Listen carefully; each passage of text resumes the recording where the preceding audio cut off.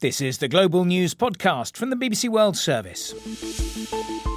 Hello, I'm Oliver Conway. We're recording this at 4 o'clock GMT on Wednesday the 22nd of July. Ukraine's president sacks the head of the armed forces after protests call for changes in the military leadership. France becomes the first EU state to ban social media for children. And we report from the Iranian school hit by a deadly strike on the first day of the war with the US and Israel. Also in this podcast. In a study, people using Lilly's Zepbound lost an average of 50 pounds compared to an average of 33 pounds with up to a 2.4 milligram dose of the Wegovy injection. Weight loss rivals go to court in a dispute over advertising claims. And the unusual pet abandoned on a London bus. Ukraine, like Russia, has changed its military leadership several times during the past 4 years of all-out war. But the Ukrainian President Volodymyr Zelensky appears to have shot himself in the foot last week by getting rid of his popular defence minister Mikhailo Fedorov. The 35-year-old reformist has been credited with revolutionising Ukraine's drone warfare and taking the fight to Russia. But he clashed with the head of the armed forces, Alexander Syrsky, and President Zelensky was forced to choose between them. He ended up siding with the 60-year-old Soviet-trained general and removed Mr. Fedorov from his post. But that didn't go down well with the public.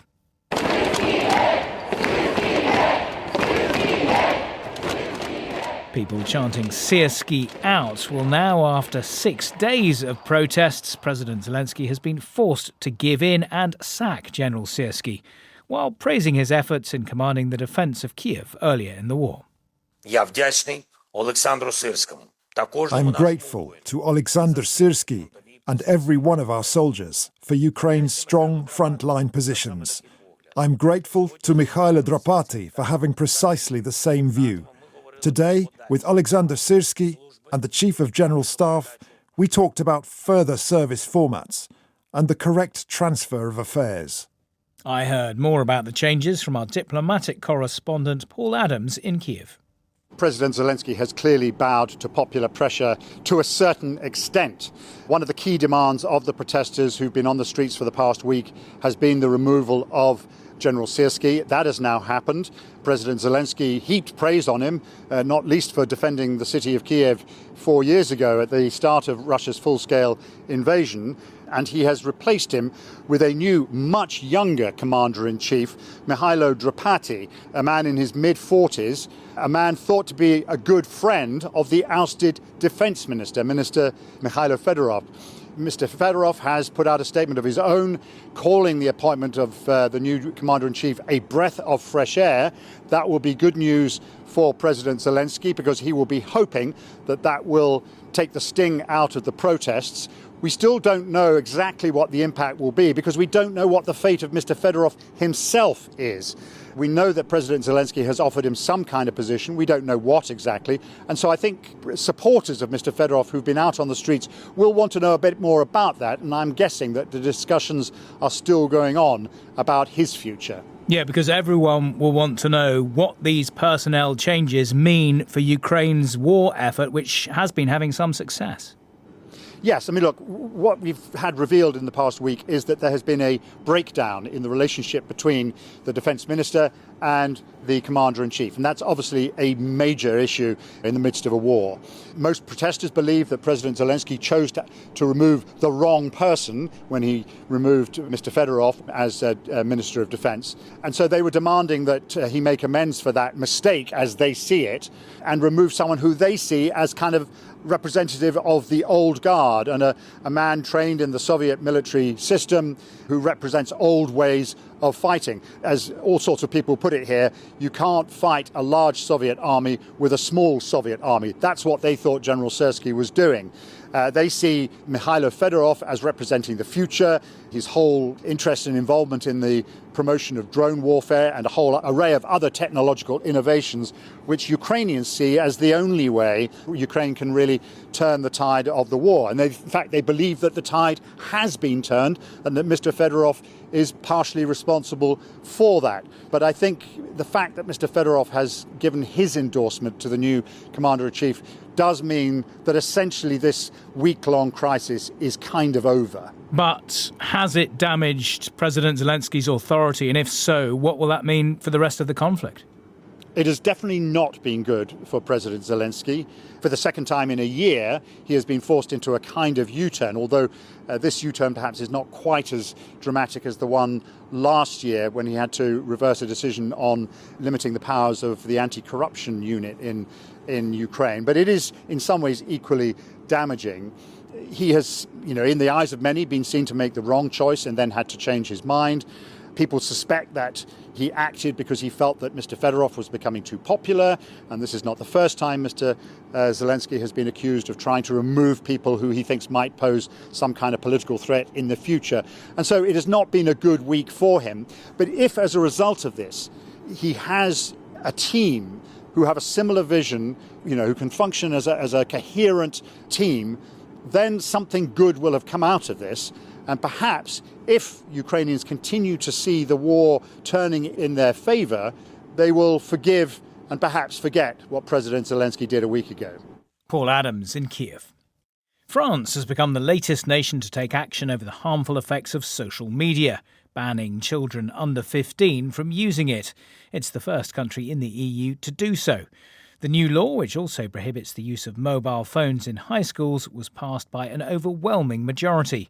The French President, Emmanuel Macron, said it was an important moment.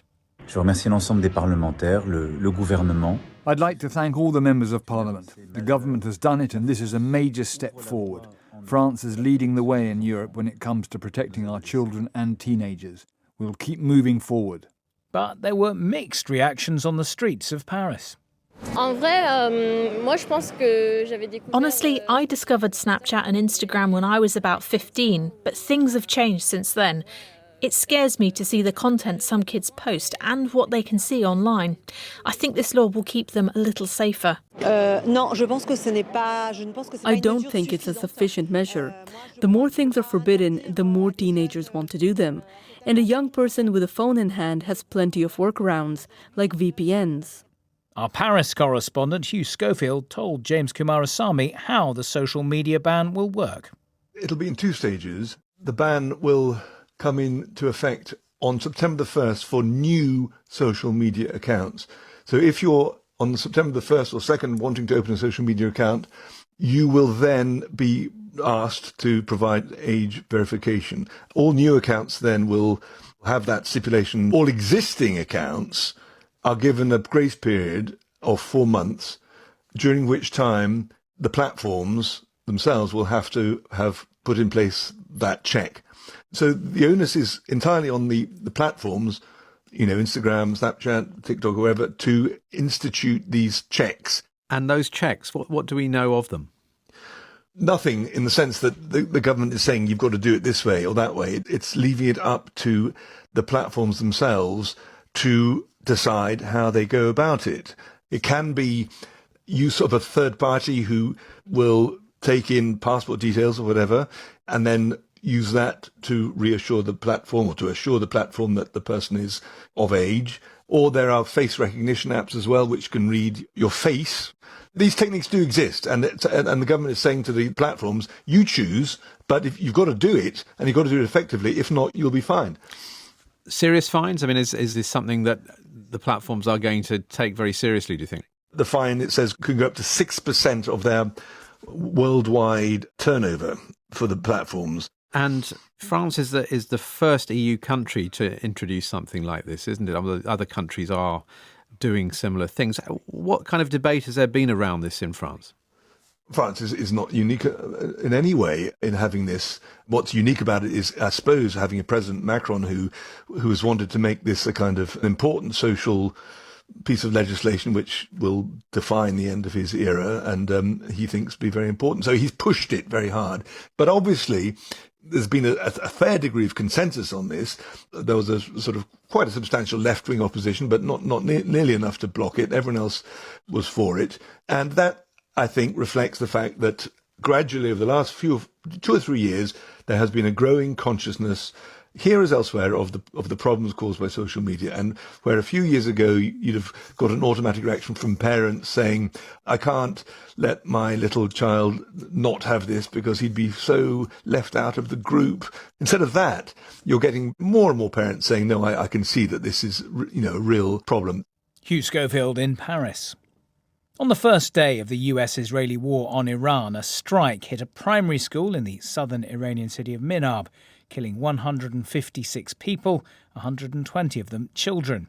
Almost 5 months on, the US has still not released the findings of its investigation into what happened, although media reports of an initial assessment suggest the US military was likely responsible. President Trump has said it may never be known who was to blame. Our correspondent Nawal Al-Makafi, producer Jasmine Dyer and camera journalist Jack Garland have been given rare access to visit the site. Their report contains distressing testimony throughout. In the blazing heat, the search continues. Months after a missile hit the Shajara Tayyiba school in Minab, people here are still looking for what remains of those who were killed. The authorities were keen for us to visit because this attack has become a big part of Iran's case to the world. Local officials say 156 people died here, including 120 children. I've been teaching here for 6 years, and I'm a first-grade teacher. We meet Amina Nadimi. She leads us through what's left of the building. The walls that remain are bright, with painted balloons, flowers, and children's writing. She points up to where the girls' classrooms once were, and to where they collapsed into the boys' classrooms below. You can't call it a school. Here, there are only walls that smell of death, grief, and the blood that was shed here.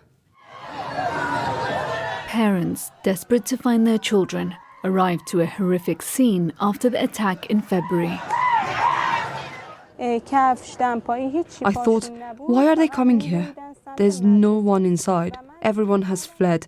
I didn't know they were all under the rubble.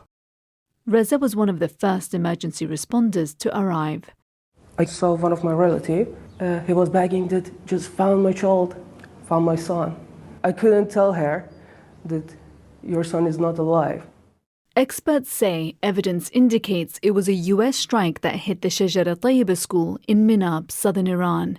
They've also questioned whether the school was hit because of its proximity to an Islamic Revolutionary Guard Corps site. The US is yet to release the findings of its own inquiry. Many had hoped foreign intervention would bring political change after months of bloody anti-regime protests. Reza's adamant there was no military activity in the area.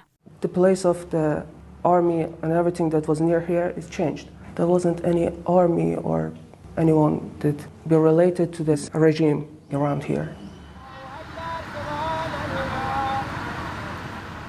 I'm walking around the cemetery where many of the children killed in the Minab school attack have been buried, and around me there are so many families that have come to visit their young children. They come here every day. I can see some of the siblings of those that were killed kissing the photos of their loved ones that stand by their grave. There are some that are so young that they're playing in between the different tombstones. There is row after row after row of graves. It's a really sobering place to be. Masume lost her 9-year-old daughter, Sateyesh, in the attack. The school had gone. There was only the smell of smoke and children's hair. I saw a hand, a foot. They had been torn to pieces. Like many of the parents here, her grief has become intertwined with anger.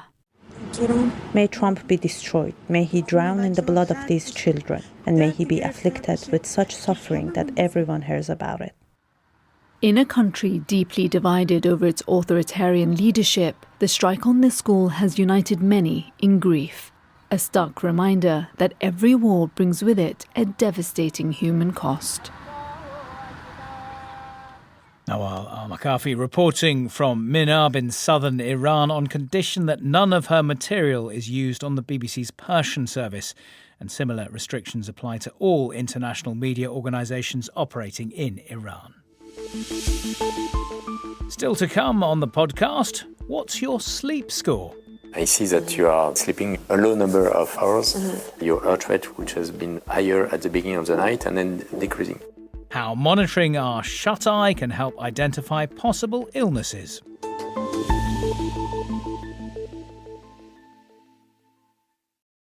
This is the Global News Podcast. It's almost a month since twin earthquakes struck Venezuela. More than 5,000 people are now known to have died, and recovery efforts are still going on. In other times, Venezuelans might have been keeping a close eye on the US criminal case facing their ousted leader, Nicolas Maduro. He and his wife are due to return to a New York court on Wednesday for a hearing about their alleged participation in a drug trafficking operation. But as Will Grant reports, people in Venezuela have other things to worry about. Everywhere you turn in La Guaira, there's more evidence of the devastation, whether it is social housing on this side of the road, down near a place called Playa Los Cocos, or indeed on the other side of the road where you see businesses and homes, private homes, also completely crushed. The picture everywhere you turn remains one of devastation. Of course, now the heavy machinery is moving a lot of the rubble, but there are still family members burrowing into the remnants of those homes, trying to find the bodies of their missing loved ones. And in that context, it's very hard to imagine the idea of the ex-president Nicolas Maduro facing drug trafficking charges in a US courtroom. Most people we've spoken to say they simply don't have capacity to think about that now. Yes, many remain extremely angry at not just this government, but previous governments for the state of the nation, and that they believe he should be facing charges. But many others say all they can focus on now is this moment. Right now, we all feel like we don't have a president here. No one at all. Our president is ourselves, our families, and the Venezuela people, because in truth, it really doesn't feel like we have a leader. Honestly, Maduro has never worried about whether the Venezuelan people are doing well. That has always been a lie. What matters to them is how they're doing, nothing more. Whether things go well or badly for him now is down to God above. Only he will give the answer to that and a solution to all of this too. As you were hearing from both of those grieving family members, they have no interest in what is happening in New York or what is happening to their ex-president Nicolas Maduro. All they are concerned about right now is what's happening in here in the rubble in La Guaira in the search for their missing relatives. Will Grant reporting from Venezuela. The two biggest players in the multi-billion-dollar weight loss drug industry are heading to court. The maker of Wegovy and Ozempic, Novo Nordisk, has launched legal action accusing its arch-rival Eli Lilly, which makes Mounjaro and Zepbound, of false advertising in suggesting its weight loss drugs perform better. In a study, people using Lilly's Zepbound lost an average of 50 pounds compared to an average of 33 pounds with up to a 2.4 milligram dose of the Wegovy injection. The US is one of only a handful of countries to allow pharmaceutical companies to advertise prescription medicines directly to consumers. Novo Nordisk is now seeking damages, including some profits its rival allegedly made from the ads. John Kuckelman from Novo Nordisk spoke to Bloomberg. They're using an old, outdated study that is a head-to-head study, which is no longer current. And if they were using current data, it paints a very different picture. What we will show first is that it's obviously misleading. So the only outcome and the only right thing to do is to pull these advertisements and to pull them this morning. Our business correspondent in New York, Samira Hussain, has the details. The Danish firm Novo Nordisk filed a lawsuit in the U.S. claiming Eli Lilly made adverts that created the misleading impression that Eli Lilly's medicines are superior. Now, the American pharmaceutical giant hit back, saying it firmly stood behind its advertising, that it was grounded in the most direct scientific evidence available. Novo says that the ads compare the highest approved doses from Eli Lilly to lower doses of Novo's, while omitting newer, higher dose options. Now, Novo says it is seeking a court order requiring Eli Lilly to pull its ads and instead run what it called corrective advertising campaign. Now, the two companies are locked in a fierce battle to dominate the weight loss industry, especially here in the U.S., which, by some estimates, could be worth more than $100 billion by 2030. Samir Hussain in New York. Imagine the surprise of a London bus driver who spotted a large bag left behind making this noise. Well, inside was a monkey in a cage. The marmoset had been abandoned and was reported to the RSPCA Animal Welfare Organisation. Oyster, named after the Oyster card used on London transport, is now doing well. But the RSPCA's Claire Dew says the number of abandoned monkeys is likely to rise after the UK passed a law requiring the estimated 5,000 primate owners in Britain to get a licence. Animal abandonments are very common. They are the bread and butter, unfortunately, of animal welfare situations like ours, but it's usually cats left in carriers in bin sheds, or dogs tied to lampposts, or rabbits let free in the wild. It's very rare to find a monkey that has been left unattended or abandoned. However, the change in legislation recently gave us some cause for concern. The RSPCA certainly were aware that there would be more numbers. This is the first one we've seen in London at the moment, or the first one we've found. The worries is that there will be more unattended, abandoned, dumped monkeys, or maybe even released directly into the wild, left places where nobody can find them. They certainly can't cope here in the UK by themselves. We don't know what type of monkeys people may now have. The smallest ones are potentially the cutest, but that doesn't mean that people won't move on to something bigger. They're very demanding. They like to live in large social groups. Most people that keep them individually, which is not great, which means it wants a lot of attention. They've got some very specialist health needs. If you keep a primate now in the UK, you're almost obliged to keep it as well as a zoo. So I think we are concerned that the number will rise. Claire Dew from the RSPCA. From gadgets like wearable trackers to high-tech innovations such as smart mattresses and headbands, sleep monitoring has become an obsession for many. But new developments in sleep health technology are now focusing on disease prediction, as our reporter Shona McCallum has been finding out.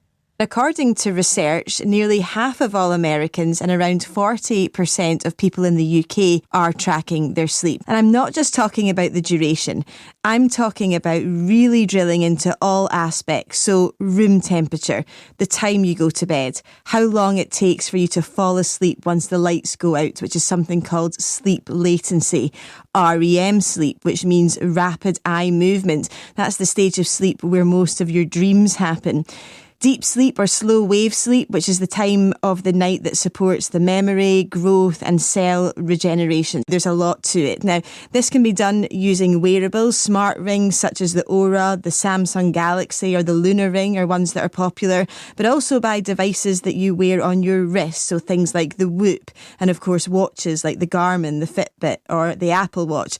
All of these look at things like your breathing, your heart rate and your body movement, and they usually give you a score in the morning based on a combination of all of those things. I went to Withings, a French health tech company, after trying out their sleep analyzer. Now, this is a kind of device that's like a small mat. It goes under the mattress, so you don't have to wear it and it's not intrusive.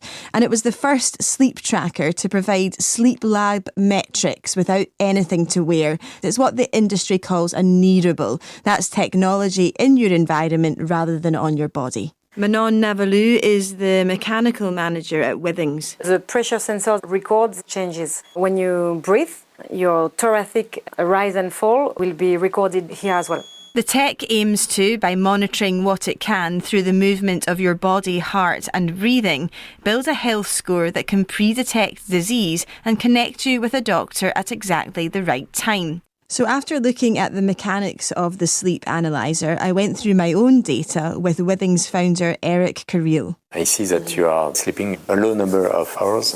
And what about this sleep score then? At the moment we're seeing I've got 49, it's out of 100. What we see is that your duration is quite low. If you have taken a glass of wine last night, your heart rate, which has been higher at the beginning of the night and then decreasing. Regularity, I guess, is something that you're going to be tracking over a longer period of time. Yes. If we look at, for example, April, we've got more green there. So April, I slept slightly better. Yeah, exactly.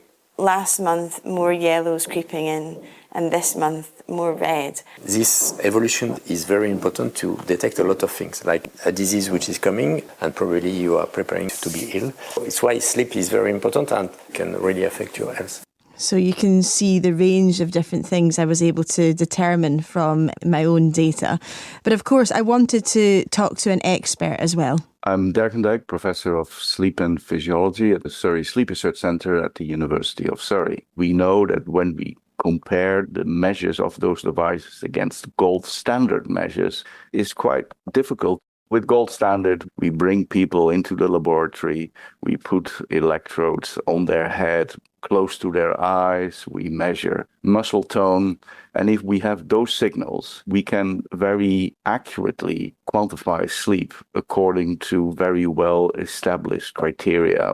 So these are not medical devices providing that gold standard sleep study, but they do have their uses. Some of these devices are used in real research studies. One of the big advantages of those devices is that you can record sleep for many, many nights, weeks or months, which is something that's very difficult to do in the laboratory with your gold standard methods. Sleep and physiology professor Dirk van Dijk ending that report by Shona McCallum. And that is all from us for now, but the Global News Podcast will be back very soon. This edition was mixed by Chris Kouzaris and produced by Stephanie Zachrison. Our editor is Karen Martin. I'm Oliver Conway. Until next time, goodbye.